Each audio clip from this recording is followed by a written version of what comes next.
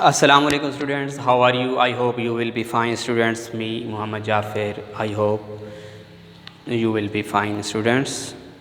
आप देख रहे हैं my YouTube channel information zone. अगर आप हमारे चैनल पर नए हैं, हमारे चैनल को लाइक, सब्सक्राइब और शेयर करना मत भूलिएगा और आप हमारे पेज को भी फॉलो कर सकते हैं। स्टूडेंट्स, आज का हमारा इंपॉर्टेंट लेक्चर जो है वो वर्क एनर्जी प्रिंसिपल के बारे में है, या इस तरह से भी पूछा जा सकता है, प्रूव दैट, साबित कीजिए वर्क बराबर है चेंज इन काइनेटिक एनर्जी। तो हम इसको प्रूव करते हैं, लेफ्ट हैंड साइड को लेंगे और राइट हैंड साइड को प्रूव कर देंगे। तो मैं इसको प्रूव करता हूँ स्टूडेंट्स। बड़ा इजी क्वेश्चन है, शॉर्ट क्वेश्चन भी पूछा जा सकता है paper exam point of view के लिहाज से। तो स्टूडेंट्स, मैं सपोज कर लेता हूँ कि हमारे पास एक बॉडी है जिसका मैस m है, इस पर फोर्स लगाई गई, ये मूव करते हुए आ रहा था under the action of applied force. जब ये इस पॉइंट A तक पहुंचा, मैंने सपोज कर लिया इसकी वेलोसिटी क्या है, vi, इनिशियल वेलोसिटी। ये अभी रुका नहीं स्टूडेंट्स, ये अपनी मोशन को जारी रखे हुए है। मैंने सपोज कर लिया ये पॉइंट B तक पहुंच गया। जैसे ही ये पॉइंट B तक पहुंचा, भी रुका नहीं, ये फिर भी क्या कर रहा है, मूव कर रहा है। तो जब मैंने देखा अपनी पॉइंट्स के लिहाज से अपनी पोजीशन को चेंज कर रहा है, बदले में इसकी वेलोसिटी में भी क्या आएगा, चेंज। मैंने सपोज कर लिया कि पहली वेलोसिटी हमारे पास इनिशियल वेलोसिटी है और दूसरी वेलोसिटी हमारे पास क्या है, फाइनल वेलोसिटी। तो जब ये पॉइंट A से B तक पहुंचा तो इसने कुछ डिस्प्लेसमेंट कवर किया इन द डायरेक्शन ऑफ फोर्स। तो स्टूडेंट्स, हमारे पास दो वेलोसिटीज़ आ रही हैं और आप जानते हैं कि वेलोसिटीज़ में चेंज आने से क्या पैदा होता है, एक्सेलरेशन भी पैदा होता है इन द डायरेक्शन ऑफ फोर्स। तो स्टूडेंट्स, अगर हम इस बात को देखें कि हमने फोर्स लगाई, तो हम लिख सकते हैं by second law of motion. मैं लिख देता हूँ by second law of motion. Second law of motion के मुताबिक F is equals to students क्या होता है, ma। इसे कह दें इक्वेशन नंबर 1। जैसे फोर्स लगाई, उस बॉल ने या बॉडी ने अपनी पोजीशन को क्या किया, चेंज किया, बदले में वेलोसिटी में क्या आया, change in the direction of force. तो हम यहाँ पर इस्तेमाल कर सकते हैं by third equation of motion. तो स्टूडेंट्स देखें, थर्ड इक्वेशन ऑफ मोशन क्या होती है, मैं उसको लिख लेता हूँ 2AD is equals to VF² minus VI का स्केयर।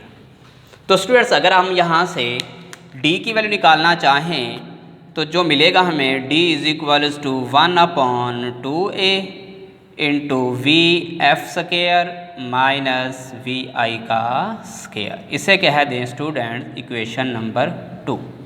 अब आप देख रहे हैं स्टूडेंट्स कि हमने जैसे इस बॉडी पर फोर्स लगाई और उसने फोर्स की डायरेक्शन में कुछ डिस्टेंस कवर किया, तो इससे मुराद ये है कि यहाँ पर वर्क हुआ। और आप जानते हैं स्टूडेंट्स कि जो वर्क का फार्मूला होता है, the dot are scalar product of force and displacement. तो स्टूडेंट्स, अगर मैं यहाँ पर वर्क का फार्मूला राइट करूँ, W इज इक्वल्स टू क्या बनेगा, F dot D, it mean displacement.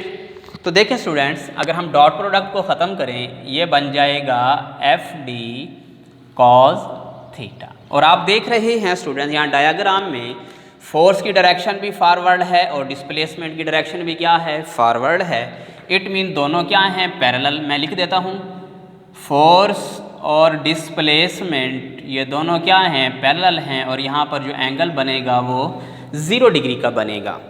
तो अगर हम cos 0 डिग्री यहाँ से निकालें तो स्टूडेंट्स क्या आएगा, FD cos 0 डिग्री। और cos 0 डिग्री स्टूडेंट्स 1 होता है, मैक्सिमम वैल्यू देता है 1। तो बदले में जो हमें आंसर मिला वो बन गया FD।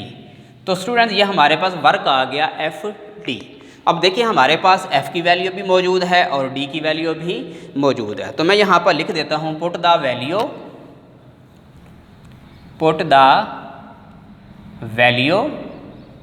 ऑफ, किस की वैल्यू पुट करनी है, F एंड D। कौन सी इक्वेशन में मैं इसे नंबर दे देता हूँ 3। इन इक्वेशन 3 इक्वेशन में हम ये दोनों वैल्यू स्टूडेंट्स क्या कर देंगे, पुट कर देंगे, और बदले में जो वर्क मिलेगा इट एम्प्लाइज दैट जो वर्क मिल रहा है फोर्स की जगह पर क्या आ गया स्टूडेंट्स, ma, और इसी तरह d की जगह पर क्या आ गया हमारे पास 1/2a into V F square minus V I square.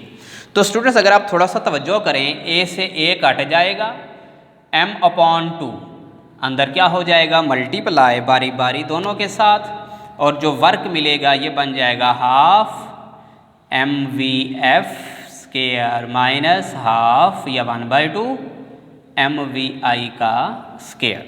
तो स्टूडेंट्स आप ये बात अच्छे तरीक़ा से जानते हैं, ऑलरेडी पढ़ चुके हैं कि जो हमारे पास काइनेटिक एनर्जी होती है इसका फार्मूला होता है हाफ mv स्केयर। तो हमें मिल रहा है हाफ mv स्केयर।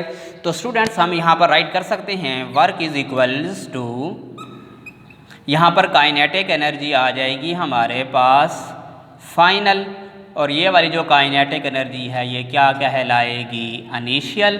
तो इससे बात क्लियर हो गई कि वर्क बराबर आ गया किसके, चेंज इन काइनेटिक एनर्जी के।